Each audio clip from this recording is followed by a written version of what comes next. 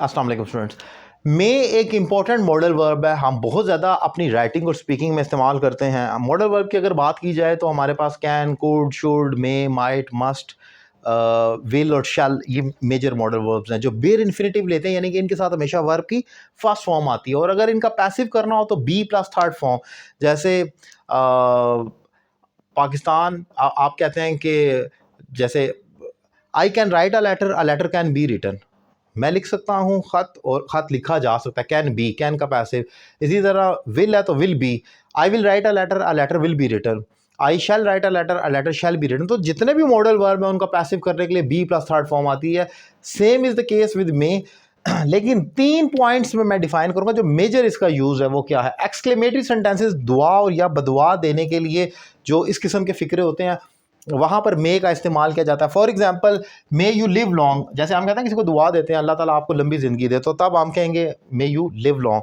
इसी तरह मे Pakistan win today, अल्लाह करे पाकिस्तान आज मैच जीत जाए। अच्छा, बदुआ भी हो सकती है, may you fail in your exam, Allah करे तुम फेल हो जाओ। मतलब ऐसा बोला तो नहीं जाता, लेकिन अगर कोई किसी को बदजन होकर बदुआ देगा तो मे आएगा, लेकिन साथ ये एक्सक्लेमेशन मार्क आना लाजमी है।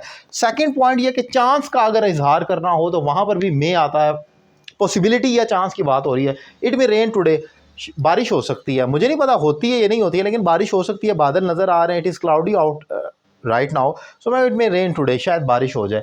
देन परमिशन देने या लेने के लिए दोनों सूरतों में मे इस्तेमाल होता है। यू मे गो नाउ, हम यहाँ पर बैठे हैं और मैं किसी को कहता हूँ थोड़ी देर हो जाए, ओके ठीक है जी, अब आप जा सकते हैं। जैसे अक्सर डॉक्टर्स के पास आए, आप चेकअप कराएं, डॉक्टर चेक करता है, उसके बाद कहता है okay now you may go now. या आप पूछ लेते हैं डॉक्टर साहब मे गो नाउ, क्या मैं आप जा सकता हूँ।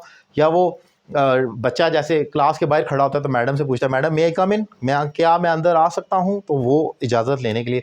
और मैडम आगे से जवाब देते हैं यस प्लीज़ यू मे कम इन, आप आ सकते हैं। आप ये नहीं कहेंगे you can come in, can नहीं सूट करता, वो इजाज़त मांग रहा है और आपने इजाज़त ग्रांट करनी है, तो इजाज़त मांगने और देने दोनों में मे इस्तेमाल होगा। पोलाइट रिक्वेस्ट के लिए भी मे इस्तेमाल होता है। For example, may know your name please, ये कुड की तरह ही है, जैसे कुड कह लें या मे कह लें, दोनों इस्तेमाल होते हैं। बहरहाल मे भी इस्तेमाल होता है, may know your name please, may I help you, एक पोलाइट रिक्वेस्ट की जा रही है किसी दूसरे शख्स से। सो इम्पॉर्टेंट पॉइंट है मे का, मैंने 4 पॉइंट्स में डिफाइन किया, जस्ट क्रैम कर लें इसको। हम लोग पाकिस्तान से बाहर इस तरह से नहीं गए हुए, जो पाकिस्तानी हैं, बहुत सारे लोग गए होंगे, खैर मैं उनकी बात नहीं कर रहा, जो मतलब मोस्टली जो लोग हैं, मैं तो नहीं गया कभी। तो हमने जो इंग्लिश जितनी भी सीखी है ना वो बुक से सीखी है, पढ़ पढ़ कर सीखी है। हम इन रूल्स को अगर एक सांस में याद कर लें तो मेरा ख्याल है इंग्लिश राइटिंग और स्पीकिंग आसान हो जाएगी। एक पॉइंट आखिरी लाजमी कहूँगा मैं।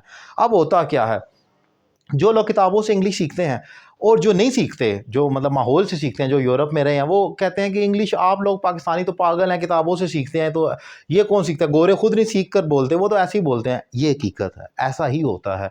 हम किताबों से सीखते हैं, वो ज़बानी बोलते हैं। लेकिन इसमें फ़र्क वही है जो पाकिस्तान में फ़र्क है कि अगर मैं एक पंजाबी, मुझे पता है कि मेरा एक्सेंट पंजाबी है, मैं उर्दू भी अच्छी नहीं बोलता हूँ, तो इसका मतलब ये नहीं है अगर मैं उर्दू बोलकर अपना मीनिंग कन्वे कर रहा हूँ, मैंने सीख कर नहीं बोल रहा, तो मेरी उर्दू बहुत अच्छी है। मेरे मुकाबले में अगर एक उर्दू का राइटर या एक उर्दू का फ़िलासफ़र या उर्दू को जिसकी किताबें पढ़ी हुई हैं, वो यकीनन अच्छी उर्दू लिखे और बोलेगा, जिसने सीख कर जो बोल रहा है। इसी तरह गोरों में भी होता है, जो लोग इंग्लिश सीख कर किताबों से बोलते हैं, गोरे भी उनको ज़्यादा रिस्पेक्ट करते हैं, आइडलाइज़ करते हैं कि इसकी इंग्लिश ग्रामेटिकली दुरुस्त है। वो उसको आइडलाइज़ नहीं करते जो एक इनफॉर्मल वे में बोल रहा होता है। तो आपने अगर इंग्लिश सीखनी होगी तो आपकी पहली तरजीह यही होनी चाहिए कि आप, जो लोग बुक्स के ज़रिए प्रॉपर ग्रामेटिकल रूल्स को फॉलो कर लिख और बोल रहे हैं, आप इंग्लिश को अगर as a second language adopt करते हैं तो आइडलाइज उनको करें जो प्रॉपर इंग्लिश लिखने और बोलने वाले हैं बुक्स के ज़रिए, उनको नहीं जो इनफॉर्मल वे में बोल रहे हैं। वो तो इसलिए बोल रहे हैं क्योंकि सब बोल रहे हैं, तो वो भी ऐसे ही बोल रहे हैं, उन्होंने सीखा नहीं है। लेकिन अगर आप सीखने जा रहे हैं, फीस दे रहे हैं, टाइम दे रहे हैं, तो फिर गलत चीज़ को आइडलाइज क्यों करना है, फिर अच्छी चीज़ को करें। पॉइंट मेरा ख्याल है क्लियर हो गया होगा। उम्मीद करता हूँ लेक्चर आपको पसंद आया। ऑनलाइन क्लासेस के लिए रब्ता करें। Thank you.